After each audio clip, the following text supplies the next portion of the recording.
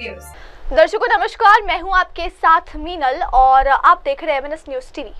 स्वागत है आपका देश की खबरों में और अब इसी के साथ आगे बढ़ते हैं और डालते हैं नजर आज की मुख्य सुर्खियों पर। अमरनाथ यात्रा की सुरक्षा के लिए जाने वाले जवानों को मिली खस्ताहल ट्रेन। रेल मंत्री अश्विनी वैष्णव ने लिया कड़ा action. Raju Raghuvanshi murder case में मेघालय में क्राइम सीन रिक्रिएट करेगी SIT। सोनम ने पुलिस के सामने कबूला जुर्म। श्रीनगर जम्मू कश्मीर में कश्मीर ट्रैवल एजेंट्स एसोसिएशन के 30 सदस्यों के कारगिल दौरे पर पर्यटन को लेकर बड़ा बयान। और अब खबरें विस्तार के साथ। अमरनाथ यात्रा की सुरक्षा के लिए जाने वाले जवानों को मिली खस्ताहल ट्रेन। रेल मंत्री अश्विनी वैष्णव ने ले लिया कड़ा एक्शन। अमरनाथ यात्रा की सुरक्षा के लिए जाने वाले BSF जवानों को खस्ताहल ट्रेन उपलब्ध कराने का मामला सामने आया है। इस मामले में रेल मंत्री अश्विनी वैष्णव ने कड़ा एक्शन लिया। अमरनाथ यात्रा के दौरान सुरक्षा में तैनाती के लिए BSF के जवानों को लाने के लिए जर्जर और गंदे डिब्बों वाली ट्रेन उपलब्ध कराने को लेकर हंगामा खड़ा हो गया है। इस घटना के सामने आने के बाद केंद्रीय रेल मंत्री अश्विनी वैष्णव ने कड़ा एक्शन लिया और 4 अधिकारियों को सस्पेंड कर दिया है। इनमें अलीपुरद्वार रेल डिवीजन के 3 वरिष्ठ सेक्शन इंजीनियर और एक कोचिंग डिपो अधिकारी शामिल है। रेल मंत्री ने इस मामले की जांच के आदेश भी जारी किए हैं। रेल मंत्री अश्विनी वैष्णव ने साफ कर दिया कि देश के सुरक्षा बलों की गरिमा सर्वोपरि है और इस तरह की लापरवाही बर्दाश्त नहीं की जाएगी। बॉर्डर सिक्योरिटी फोर्स के टॉप ऑफिसर्स के मुताबिक सोमवार को बॉर्डर सिक्योरिटी फोर्स की 13 कंपनियां अगरतला के उदयपुर, सिलचर, गुवाहाटी और बाकी फ्रंटियर से BSF के जवानों को एक साथ हटाकर जम्मू ले जाने वाली थी। यहाँ से उनको अमरनाथ यात्रा की सिक्योरिटी के लिए तैनात किया जाना था। इसी दौरान जर्जर और गंदे डिब्बों वाली ट्रेन उपलब्ध कराने का मामला सामने आया है। और अब आगे बढ़ते हुए देखते हैं अगली खबर। राजू रघुवंशी मर्डर केस में मेघालय में क्राइम सीन रिक्रिएट करेगी SIT और सोनम ने पुलिस के सामने जुर्म कबूल लिया है। दरअसल सोनम ने अपनी प्रेमी राजू खुशवाहा के साथ मिलकर पति राजू की हत्या कर दी। इसके बाद वो गायब हो गए। हालांकि राजू खुशवाहा के पकड़े जाने के बाद सोनम ने भी सरेंडर कर दिया था। मध्य प्रदेश के इंदौर के रहने वाले राजू रघुवंशी की हत्या के मामले में विशेष जांच टीम सीन रिक्रिएट करेगी। मेघालय पुलिस असम के गुवाहाटी में सीन रिक्रिएट करेगी और हत्याकांड के बारे में विस्तार से छानबीन कर पुख्ता सबूत जुटाने की कोशिश करेगी। पुलिस ने इस मामले में मुख्य आरोपी सोनम और उसके कहने पर वारदात को अंजाम देने वाले अन्य 4 आरोपियों को गिरफ्तार कर लिया है। फिलहाल उनसे पूछताछ की जा रही है। सबूत जुटाने के बाद जांच पूरी कर पुलिस चार्जशीट दाखिल करेगी। सोनम रघुवंशी शादी के कुछ दिन बाद अपने पति राजा के साथ घूमने के लिए मेघालय गई थी। यहां से दोनों लापता हो गए और कुछ दिन बाद राजा का शव मिला था। इसके बाद पुलिस ने 3 आरोपियों को गिरफ्तार किया था और सोनम ने खुद यूपी में सरेंडर कर दिया। अब पुलिस सभी 4 आरोपियों को गिरफ्तार कर चुकी है और सभी ने राजा की हत्या की बात स्वीकार कर ली है। और अब चलते अगली खबर की ओर। श्रीनगर जम्मू कश्मीर में कश्मीर ट्रैवल एजेंट्स एसोसिएशन के 30 सदस्यों के कारगिल दौरे पर पर्यटन को लेकर अब बड़ा बयान सामने आया है। कश्मीर ट्रैवल एजेंट्स एसोसिएशन के 30 सदस्यों के कारगिल दौरे के मौके पर जम्मू कश्मीर के मुख्यमंत्री के सलाहकार नासिर असलम वानी ने पर्यटन विकास को लेकर अहम बयान दिया है। उन्होंने कहा, हमारा लेह और लद्दाख के साथ रिश्ता और मजबूत होगा। जब हम अपने क्षेत्र में पर्यटन को बढ़ावा देने की चिंता करते हैं तो कारगिल में पर्यटन को भी बढ़ावा देने की कोशिश करते हैं। ये एक बड़ी बात है। नासिर वानी ने आगे कहा, आप इससे अंदाजा लगा सकते हैं कि हम इसमें हमारा कोई स्वार्थ नहीं है। हमारा मुख्य उद्देश्य पूरे क्षेत्र में पर्यटन का समग्र विकास है। उन्होंने बताया कि सरकार का लक्ष्य केवल घाटी तक सीमित रहकर कारगिल और लद्दाख जैसे इलाकों को भी पर्यटन के मुख्य मानचित्र पर लाना है। इस दौरे के जरिए कश्मीर के ट्रैवल एजेंट्स को कारगिल की संस्कृति, प्राकृतिक सौंदर्य और पर्यटन संभावनाओं से परिचित होने का अवसर मिला है। कितने की तो मैं क्वांटिफाई नहीं कर सकता हूँ, लेकिन एक चीज़ बड़ी बात है कि एक हमारा जो आपसी रिश्ता है कारगिल और लेह के साथ, पूरे लद्दाख रीजन के साथ, वो और ज़्यादा मजबूत होगा। और जब हम अपनी फिक्र करते हैं टूरिज़्म रिवाइव करने की, इन्होंने ये पहल की कि कारगिल का टूरिज़्म भी रिवाइव करें, ये बहुत बड़ी बात है। इससे आप अंदाज़ा कर सकते हैं कि कोई सेल्फ इंटरेस्ट नहीं है, हमेशा इनका इंटरेस्ट है कि टूरिज़्म डेवलप हो और पूरा रीजन में टूरिज़्म डेवलप हो। उस लिहाज से इनकी ये पहल की हम सबको सराहना करनी चाहिए, इनको मुबारकबाद देना चाहिए। और मुझे पूरी उम्मीद है कि कारगिल वैसे ही हमारा कैपिटल रहा है एडवेंचर टूरिज़्म के लिए, ट्रैकिंग के लिए बहुत ग्रुप्स आते थे, रूफ साहब ने अपने बचपन से बहुत ट्रैकिंग की, बड़े ग्रुप्स लिए हैं वहाँ पे, और उम्मीद करता हूँ कि वो दोबारा आएँ। हम भी जब छोटे थे हम उनको देखने जाते थे, जो वो वहाँ से आते थे, और उनका इक्विपमेंट भी उन दोनों बड़ा डिफरेंट होता था, हमारे पास यहाँ होता नहीं था। It's a good place for every kind of a tourist, leisure tourism, pilgrim tourism, adventure tourism. We have everything to offer and we are the nearest destination. लोग अगर दिल्ली कैपिटल को सेंटर लें, वहाँ से जो आपको स्विट्ज़रलैंड जाने में मिलेगा वो सब आपको 1 घंटे की फ़्लाइट में और आप कुछ घंटों की ट्रेन में यहाँ मिलेगा. So we are hopeful that more and more people will come, and we have to give this message that we are all with you and it's a safe destination. Kashmir के लिए भी ऐसे इनिशिएटिव्स लिए जाएंगे हैं रोज़ ही, जैसे आप देख रहे हैं चीफ मिनिस्टर साहब खुद टूरिज्म को देख रहे हैं. कोई ऐसा इवेंट नहीं है, कोई ऐसा प्रमोशन का काम नहीं है जिसमें वो खुद शामिल ना हो, और खुद वो इनिशिएट करते हैं. जैसे पहलगाम में आपने देखा, गुलमर्ग में देखा, दिल्ली में परसों हुआ, कल भी यहाँ टाई का हुआ. हर जगह वो खुद कोशिश करते हैं, क्योंकि ये हमारे लिए एक बहुत बड़ी इकोनॉमिक एक्टिविटी है. ये पीस का इंडिकेटर नहीं है या एब्सेंस ऑफ पीस का इंडिकेटर नहीं है, जिस तरह आप लोग हमारे सब साथी जो हैं इसको बनाना चाहते हैं. It's a normal economic activity for us, like horticulture, like trading, like transport, like any other business activity. But you are only concerned about tourism figures. आप लोग कभी बाकी चीज़ों पे ध्यान नहीं देते. वो भी देखिए, यहाँ बहुत कुछ है. आपने यहाँ GST कलेक्शन के बारे में कभी बात नहीं की, वो भी एक बड़ा कंपोनेंट है. अगर वो काम नहीं होते तो GST जमा नहीं होती, लेकिन टूरिज्म के नंबर्स आपको दिन भर याद रहते हैं. तो कोशिश करिए इसको भी चलने दीजिए, इस normal tourism activity.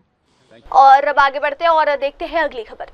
Punjab Haryana में लू का कहर जारी. भटिंडा में तापमान 47 डिग्री तक पहुंचा है और IMD चंडीगढ़ की ये बात है. उत्तर भारत में गर्मी ने विकराल रूप धारण कर लिया. भारतीय मौसम विभाग चंडीगढ़ के निदेशक सुरेंद्र पॉल ने जानकारी देते हुए बताया कि पंजाब और हरियाणा में लू की स्थिति बनी हुई है, यानी कि हीट वेव की स्थिति अभी भी बरकरार है और कई जिलों में तापमान 45 डिग्री सेल्सियस से भी ऊपर दर्ज किया गया है. उन्होंने बताया कि भटिंडा में तापमान 47 डिग्री तक पहुंच चुका है, जो इस सीजन का एक गंभीर संकेत है. आने वाले 3 दिनों में लू की स्थिति बनी रहेगी. विशेष रूप से हरियाणा और पंजाब के पश्चिमी जिलों में तीव्र गर्मी का सामना करना पड़ेगा. सुरेंद्र पॉल ने आगे कहा कि 14 जून के बाद पर्वतीय क्षेत्र के समीपवर्ती जिलों में आंधी तूफान की संभावना, जिससे तापमान में थोड़ी गिरावट दर्ज की जाएगी. उन्होंने ये भी बताया कि चंडीगढ़ में भी तापमान सामान्य से ऊपर चल रहा है और कल इसका पारा 43 डिग्री सेल्सियस तक पहुंच गया. देखिए, जो अभी लू की स्थिति बनी हुई है पंजाब और हरियाणा में, इसमें ज़्यादातर असर जो है पंजाब के फिरोजपुर, फजिल्का, भटिंडा, मुक्तसर, मानसा, संगरूर, इन जिलों में ज़्यादा असर है, जहां टेम्परेचर 45 प्लस भी गए हैं. भटिंडा में जैसे 47.6 गया है. और इसी तरह से हरियाणा के जो बिल्कुल राजस्थान के साथ जिले लगते हैं, वहाँ भी यही स्थिति बनी हुई है. ये जो स्थिति है अगले 3 दिन लगभग इसी तरह से बनी रहेगी. तापमान में बहुत ज़्यादा बढ़ोतरी तो नहीं होगी, लेकिन लू जो चली, heat wave to severe heat wave condition जो है ज़्यादातर हिस्सों में, पश्चिमी जो आपका हरियाणा और पंजाब के ज़िले हैं वहाँ ज़्यादा असर इसका देखने को मिलेगा. बाकी में हीट वेव रहेगी. बाकी के जो ज़िले हैं 14 के बाद जो है अंतर आएगा. उसके बाद 14 के आसपास जो है थंडरस्टॉर्म एक्टिविटी होगी, लेकिन वो सिर्फ उन जिलों में जो कि नॉर्थ हरियाणा, नॉर्थ पंजाब, जो कि माउंटेन्स के पहाड़ों के साथ ज़िले लगते हैं, जिसमें गुरदासपुर, पठानकोट, रूपनगर, मोहाली, फिर पंचकुला, अंबाला, यमुनानगर, करनाल, कैथल, कुरुक्षेत्र, इन इलाकों में कुछ टेम्परेचर कम होंगे. लेकिन बाकी की जो स्थिति है उसमें कोई ज़्यादा अंतर नहीं आएगा. 1-2 डिग्री का वहाँ भी फॉल हो सकता है. तो अभी हमें 3 से 4 दिन जो है इस गर्मी से जूझना पड़ेगा. इसके बाद जो है 16, 17 और 18 में कुछ और थंडरस्टॉर्म एक्टिविटी देखने को मिल सकती है. 18 के बाद 19, 20 और 21 में फिर बारिश भी है. तो कुल मिला के 3 से 4 दिन का ये ज़्यादा असर देखने को मिलेगा. और इसमें प्राइमरली जो वेस्टर्न पार्ट है वहाँ थोड़े 3 से 4 दिन लग सकते हैं, और जो बाकी के ज़िले हैं वहाँ पे 2 से 3 दिन का ये लू का सिलसिला जारी रहेगा. चंडीगढ़ का भी टेम्परेचर सामान्य से ज़्यादा है. 43.8 पिछले कल क्या है, आज भी लगभग उसी के आसपास रहेगा. और इसमें कोई विशेष अंतर नहीं आएगा. हो सकता है थोड़ा सा स्टेबल रहेगा, इतने रहेगा, थोड़ा सा और बढ़ोतरी अगले 2 से 3 दिनों में हो सकती है. लेकिन उसके बाद फिर 14 के बाद यहाँ भी कुछ जो है टेम्परेचर कुछ कंट्रोल हो जाएंगे, क्योंकि संभावित है कि कुछ थंडर क्लाउड्स और विंडी वेदर हवाएं चलेंगी. उससे ट्राई सिटी का एटलीस्ट जो है कुछ सिचुएशन बेटर होने के चांसेस हैं 14 के बाद। बचने के लिए लोगों को क्या आमतौर पर तो यही है कि इसमें दिन के इसमें जो काफ़ी हमारा टेम्परेचर ज़्यादा होता है, तो अगर देखा जाए तो दोपहर के वक्त ज़्यादा टेम्परेचर होते हैं, उस वक्त थोड़ा सा एक्सपोज होने से अपने आप को बचा सकते हैं। साथ साथ में अच्छी मात्रा में पानी लेना, वो इसके लिए इम्पोर्टेंट है। इससे कब तक निजात मिल सकती है? हाँ, मैंने जैसे पहले आपको बताया कि जो है नॉर्थ बेल्ट है, उसमें जो हिमालय पहाड़ों के साथ जिले लगते हैं वहाँ 14-15 के आसपास कुछ रिलीफ मिल जाएगा। बाकी का एरिया है वहाँ फिर आपको जो है 16-17 के बाद कुछ जो है धीरे धीरे रिलीफ मिलना शुरू होगा। फिर 18, 19 और 20 में लगभग सभी जिलों में जो है रिलीफ मिलेगा, क्योंकि बारिश की संभावना है। तो आप ये लेके चलिए कि 17 के आसपास जो है जो आपके वेस्टर्न और साउथ वेस्टर्न जिले हैं पंजाब और हरियाणा के, वहाँ रिलीफ मिलेगा। अलर्ट आपने जारी किया? अभी तो ऑरेंज अलर्ट रखा हुआ हमने ज़्यादातर जिलों में, और जैसे जैसे डेवलपमेंट्स होगी तो हम रेड अलर्ट्स का भी कुछ जिलों में, सिलेक्टेड जिलों में, अगर टेम्परेचर की ट्रेंड यही रहता है, ट्रेंड कम नहीं होता है, तो सिचुएशन को देख के आप वो भी जारी करेंगे। मॉनसून की बात करें कि कब तक? देखिए, मानसून तो अभी महाराष्ट्र में है और अगले करीब 3 दिनों में जो है चांसेस हैं कि कुछ एक्टिविटी मानसून की और बढ़ेगी। अभी आगे सेंट्रल इंडिया और कुछ और हिस्सों में इसकी मूवमेंट्स है। तो अगर ये कंडीशंस कंटिन्यू करती हैं तो लगता है कि फिर जो है प्रोग्रेस मानसून की अच्छी होगी फिर हमारे एरिया में, क्योंकि सेंट्रल इंडिया के बाद फिर जो है नॉर्थ वेस्ट इंडिया में ही मानसून आता है, तो संभावित है कि फिर धीरे धीरे मानसून यहाँ भी आएगा। और अब डालते हैं नजर अगली खबर पर। पश्चिम बंगाल में महेशतला में मंदिर में तोड़फोड़ हुई है, जिसमें जमकर झड़प और पथराव, और अब तक के 40 लोग गिरफ्तार हो चुके हैं। पश्चिम बंगाल के महेशतला में बुधवार को हिंसा हुई। इस हिंसा में मंदिर में भी तोड़फोड़ हुई। 2 समूहों के बीच झड़प हुई। इसी के बाद लोगों ने बाइक को आग के हवाले कर दिया। पुलिस कर्मियों पर पथराव किया गया। घरों और दुकानों में भी तोड़फोड़ की गई। हालांकि पुलिस ने मामले में अब तक 40 लोगों को गिरफ्तार कर लिया है। पश्चिम बंगाल के दक्षिण 24 परगना के महेशतला में बुधवार को हिंसा फैल गई। 2 समूह के बीच हिंसक झड़प के बाद तनाव फैल गया, जिसकी वजह से एक शिव मंदिर में कथित तौर पर तोड़फोड़ हुई। लोगों ने पुलिस पर भी हमला किया और आगजनी से लेकर ईंटें तक फेंकी गई। घरों और दुकानों में तोड़फोड़ की गई। इस हिंसा के बाद पुलिस इलाके में एक्टिव हो गई है। अब तक मामले में 40 लोगों को गिरफ्तार कर लिया गया है।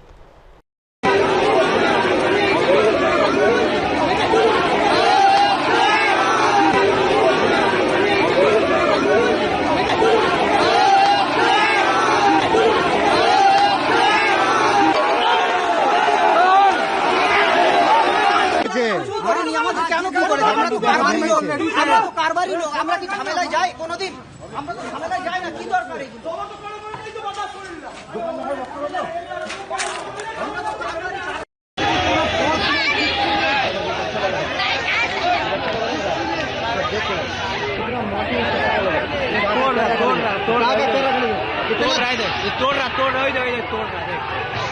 इतना दिन से वो बाजार में हिंदू लोग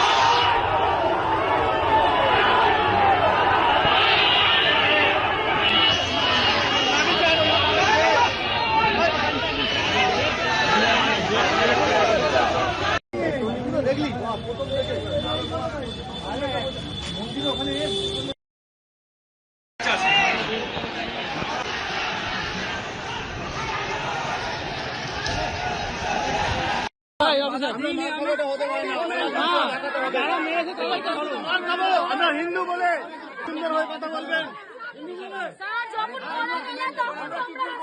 ট্রিটমেন্ট করাতে দেবেন কিনা? পুলিশ হিন্দুদেরকে দাঁড়াতে ব্যস্ত। রবীন্দ্রনগর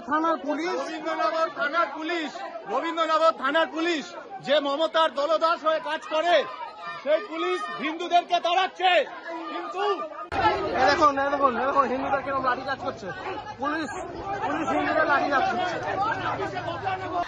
और अब आगे बढ़ते हैं और देखते हैं अगली खबर।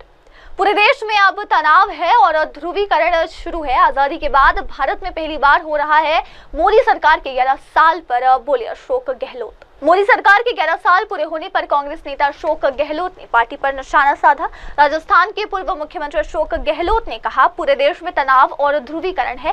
आजादी के बाद भारत में ऐसी पहली बार हो रहा है। ये सब समाज के हित में नहीं। चुनाव जीतना एक बात है और लोकतंत्र को बचाना एक बात। राजस्थान के पूर्व मुख्यमंत्री अशोक गहलोत ने मोदी सरकार के 11 साल पूरे होने पर निशाना साधा। उन्होंने कहा, पूरा देश देख रहा है। ऐसी टेंशन देश के अंदर आजादी के बाद पहली बार देखने को मिल रही है। पूरा ध्रुवीकरण है। ये सब समाज के हित में नहीं। सभी धर्म जाति एक साथ चले तभी लोकतंत्र मजबूत होगा। पूरी दुनिया देख रही है, पूरा देश देख रहा है। चुनाव जीतना एक बात है और लोकतंत्र को बचाना एक बात। पूरा देश देख रहा है। ऐसा टेंशन मुल्क के अंदर आजादी के बाद पहली बार देखने को मिला। पूरा टेंशन, पूरा ध्रुवीकरण। वो देश हित पे नहीं है, समाज के हित पे नहीं है, ये मेरा मानना है। और लोकतंत्र को मजबूत करने के लिए सभी धर्म, सभी जाति, सब वर्ग साथ चले तभी लोकतंत्र मजबूत होता है। और अब अगली खबर।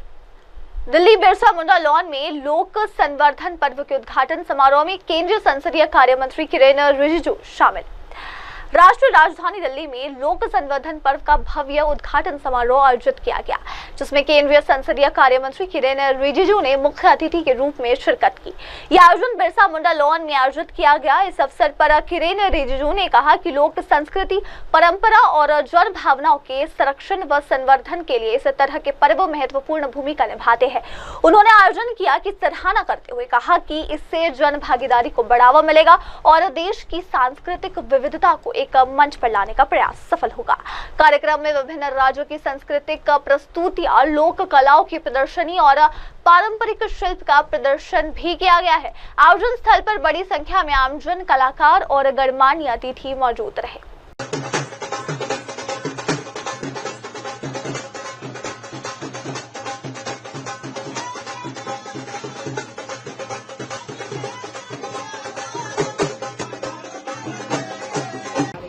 सबसे पहले तो 11 साल में इतने काम हुए हैं कि एक एक स्कीम का नाम गिनती करके बताना मुश्किल है, इतना लंबा और इतना ज्यादा काम हुआ है।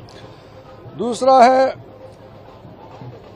इन 11 सालों में हमारा देश कहां से कहां पहुंच गया।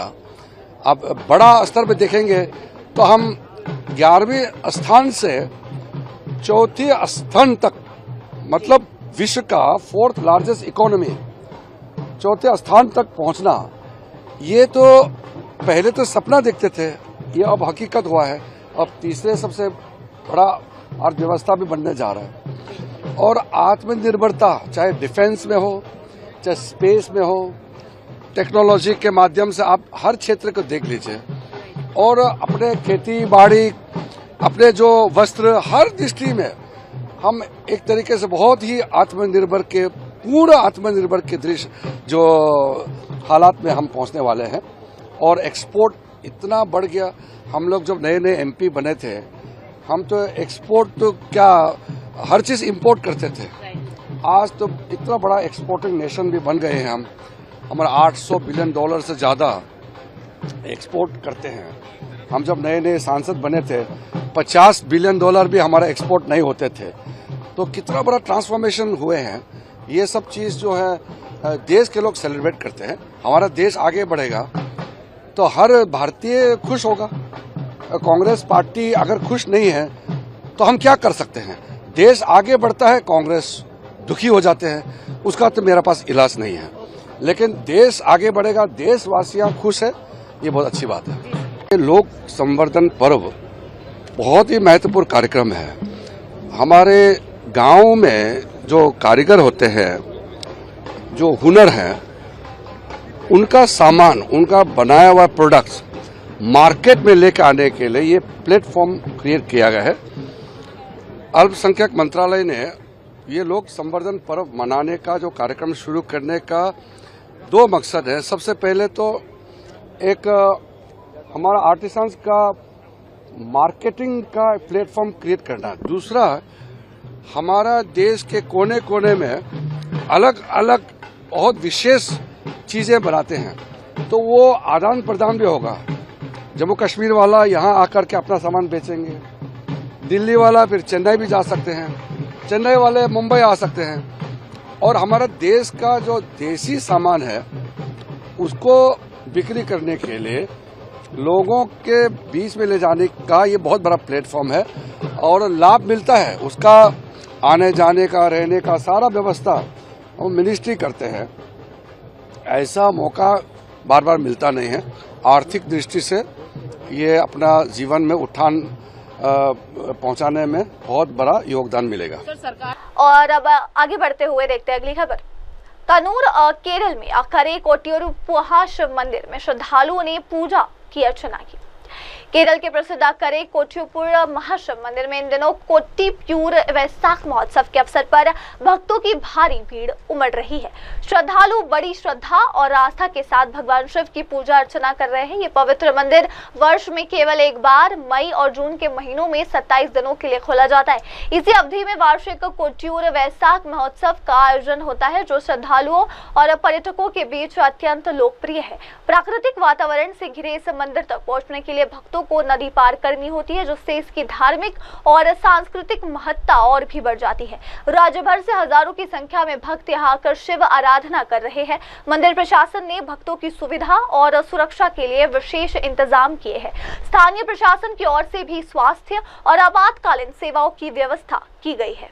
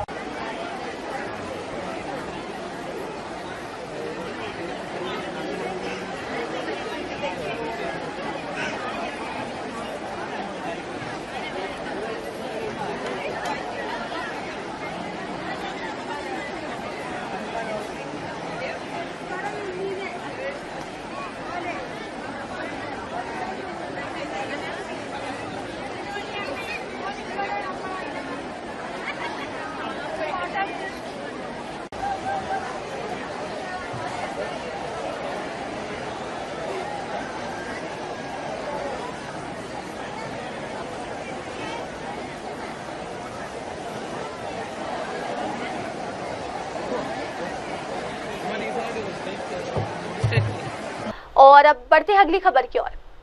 अरब सागर में जल रहे जहाज में आग बुझाने के प्रयास जारी है और केरल तट से दूर ले जाने में मिली सफलता।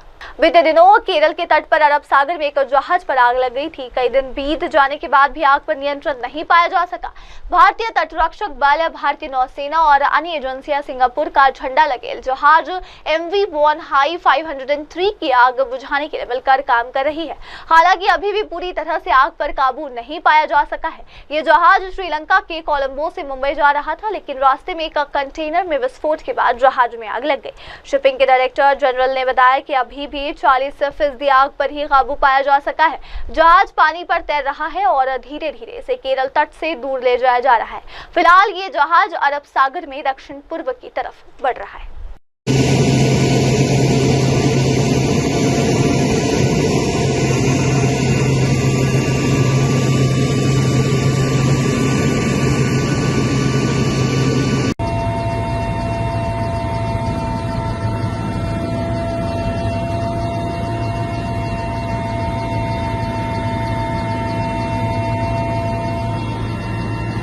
अब अगली खबर। लखनऊ में यूपी के मुख्यमंत्री योगी आदित्यनाथ ने मेधावी छात्रों को किया सम्मानित और टैबलेट वितरित भी किया। उत्तर प्रदेश के मुख्यमंत्री योगी आदित्यनाथ ने राजधानी लखनऊ में आयोजित एक समारोह में केंद्रीय और राज्य विद्यालय बोर्ड परीक्षाओं में उत्कृष्ट अंक प्राप्त करने वाले मेधावी छात्रों को सम्मानित किया। इस अवसर पर मुख्यमंत्री ने छात्रों को टैबलेट भी वितरित किए। मुख्यमंत्री ने मंच में छात्रों को संबोधित करते हुए कहा कि ये नई पीढ़ी हमारे देश का भविष्य है। सरकार की ये पहल छात्रों को डिजिटल रूप से सशक्त बनाने और उनकी शिक्षा के स्तर की ओर ऊंचा उठाने की दिशा में एक बड़ा कदम है। समारोह में बड़ी संख्या में छात्र, अभिभावक, शिक्षक और अधिकारी मौजूद रहे। मुख्यमंत्री ने विद्यार्थियों को शुभकामनाएं देते हुए कहा कि मेहनत, अनुशासन और ईमानदारी से ही सफलता हासिल की जा सकती है। सरकार द्वारा चलाई जा रही इस योजना का उद्देश्य राज्य के प्रतिभाशाली छात्रों को तकनीकी संसाधनों से लैस कर शिक्षा के आगे बढ़ाना है, ताकि वो प्रतिस्पर्धात्मक परीक्षाओं और भविष्य की चुनौतियों के लिए एक बेहतर तरीके से तैयारी कर सके।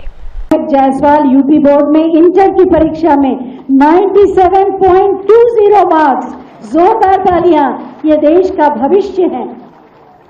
1 लाख रुपए की धनराशि, प्रशस्ति पत्र, टैबलेट और पदक और हम सब का ढेर सारा आशीर्वाद जो आप अपनी तालियों के माध्यम से मंच तक पहुंचाएंगे। जोरदार तालियां आपकी शुभकामनाओं की। विद्यांशु शर्मा, संस्कृत शिक्षा परिषद के 10वीं की परीक्षा 93.42%। जोरदार तालियां। संस्कृत वास्तव में भारतीय संस्कृति का आधार है, जो अपने आप में समेटे है भारतीय जीवन शैली, योग, ज्ञान और दर्शन को, और इसीलिए आज जरूरी है कि हम इसका प्रसार प्रचार करें और अपनाएं।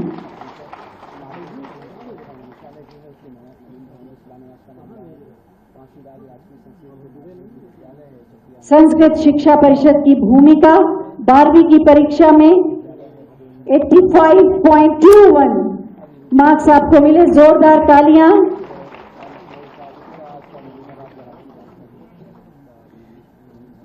और इसके बाद स्पर्श सक्सेना ICSE बोर्ड के 99.80 इनको मिला।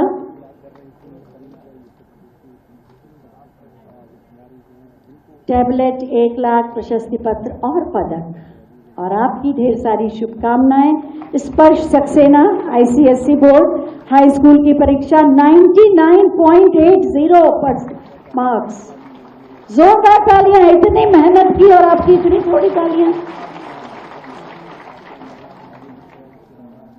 और इसके बाद ICSE बोर्ड के ही 12वीं कक्षा के लिए अंबर आएंगे। 99.75%। जोरदार तालियां। अभिभावकों के खिले चेहरे। अभिभावक यहां बैठे, जरा जोरदार तालियां, बच्चों को आशीर्वाद दीजिए। और उसके बाद CBSE बोर्ड के मेधावी विद्यार्थी आएंगे। सबसे पहले 10वीं कक्षा के लिए आरव मल्होत्रा,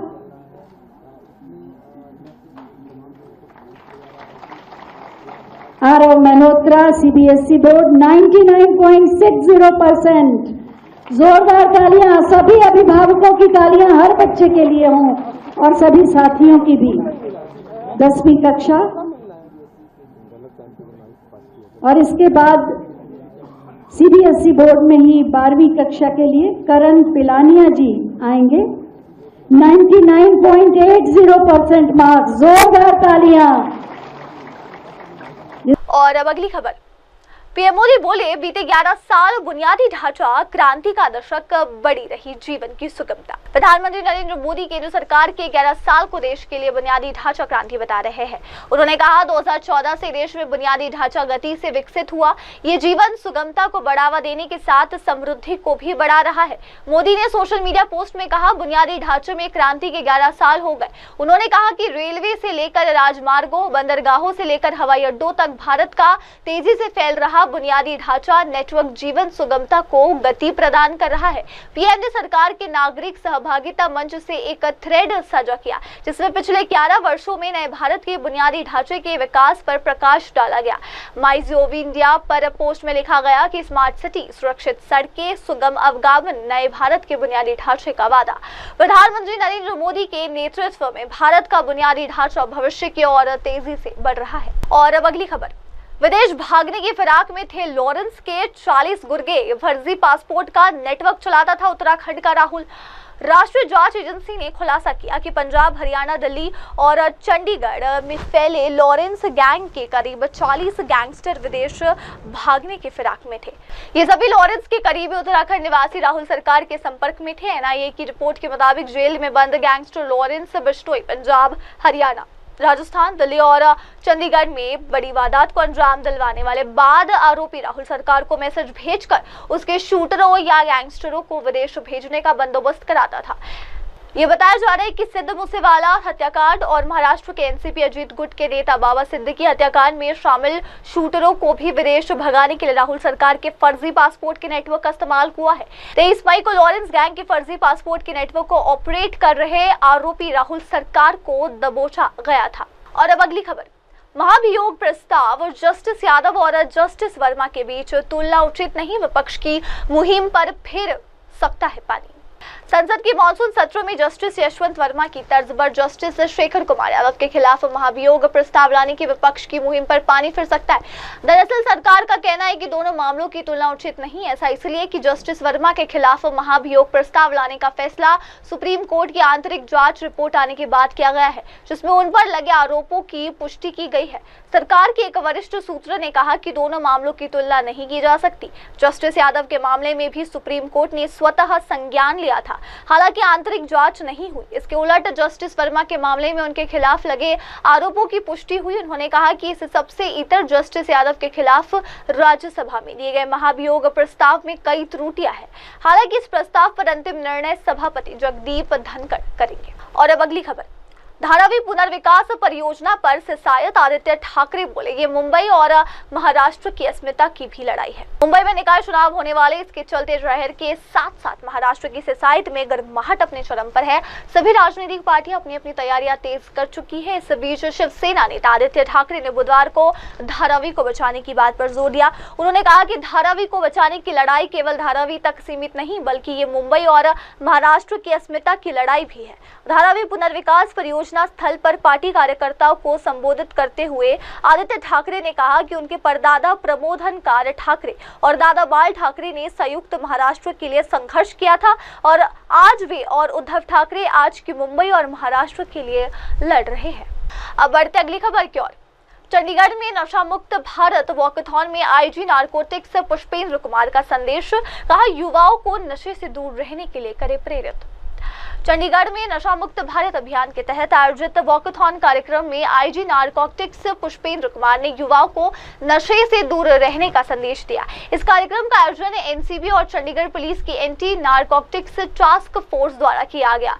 आईजी पुष्पेंद्र कुमार ने कहा कि इस पखवाड़े को हम एक नशा विरोधी जन आंदोलन के रूप में मना रहे हैं। ये केवल चंडीगढ़ में ही नहीं बल्कि देश भर के कई हिस्सों में आयोजित किया जा रहा है। हमारा मुख्य उद्देश्य युवाओं को नशे की लत के दुष्परिणाम के बारे में जागरूक करना और उन्हें इससे दूर रहने के लिए प्रेरित करना है। उन्होंने आगे कहा कि वॉकथॉन जैसे रचनात्मक कार्यक्रमों के माध्यम से समाज के सभी वर्गों तक ये संदेश पहुंचाना जरूरी है कि नशा एक बुराई है जो व्यक्ति के जीवन, परिवार और समाज को बर्बाद कर देती है। ये पखवाड़ा चल रहा है एंटी ड्रग्स मूवमेंट के तौर पर। ये एनसीबी और चंडीगढ़ पुलिस का एएनटीएफ इसको मिलकर के कर रहा है। ये देश भर में हो रहा है अलग अलग जगह पर। इसके द्वारा हमारा प्रयास है कि हम यूथ्स को जागरूक करें, उनको बताएं कि नशे के क्या दुष्प्रभाव होते हैं और उनको नशे से दूर रहने के लिए हम मोटिवेट करें और साथ ही साथ उनको वॉकथन या और बाकी क्रिएटिव एक्टिविटीज के द्वारा समाज को ये बताएं कि नशा एक खराब चीज है, उससे दूर रहना चाहिए। अभी हम अपने तौर पर जो भी प्रयास करते हैं ज्यादातर प्रिवेंटिव होते हैं, जिसमें हम लोग धरपकड़ करते हैं, नशे के कार्टेल के खिलाफ करते हैं, नशा फैलाने वालों के खिलाफ करते हैं, सप्लायर्स के खिलाफ करते हैं। वो तो एक साइड है ही, परंतु दूसरी साइड ये होती है कि बच्चों को खासतौर से जो इसके प्रभाव में आने के चांसेस होते हैं उन्हें हम जागरूक करें और उसको एक तरीके से जो डिमांड है उसको कम किया जाए और साथ ही साथ बच्चों को या यूथ को या नई जनरेशन को ऐसे इसके चुंगल में ना फंस सके, इसके लिए उनको तैयार किया जाए। देखिए ये एक पूरा सारा जो जितनी भी मल्टी एजेंसीज होती हैं उनकी तरफ से प्रयास जारी रहते हैं और ये सब इंटेल बेस्ड होता है। हमारे पास सारी की सारी जहां से सूचनाएं आती है अलग अलग राज्य में अलग अलग तरीके से जो ब्यूरोज बने हुए हैं, पुलिस अपने लेवल पे करती है। हमारे चंडीगढ़ ANTF एंटी नार्कोटिक जो टास्क फोर्स है वो उसमें लगी हुई है, साथ ही साथ बाकी राज्यों से भी हमारा सहयोग रहता है। और दर्शकों फिलहाल अभी के लिए बस इतना ही। अब लेते एक छोटा सा ब्रेक के उस पार की खबरों के लिए आप जुड़े रहे मेरी सहयोगी श्रद्धा के साथ और देखते रहिए MNS न्यूज TV। नमस्कार। हाय हेलो नमस्कार, मैं हूं पंकज विष्णु और आप देख रहे हैं MNS न्यूज। आप देख रहे हैं MNS न्यूज, सच जरूर।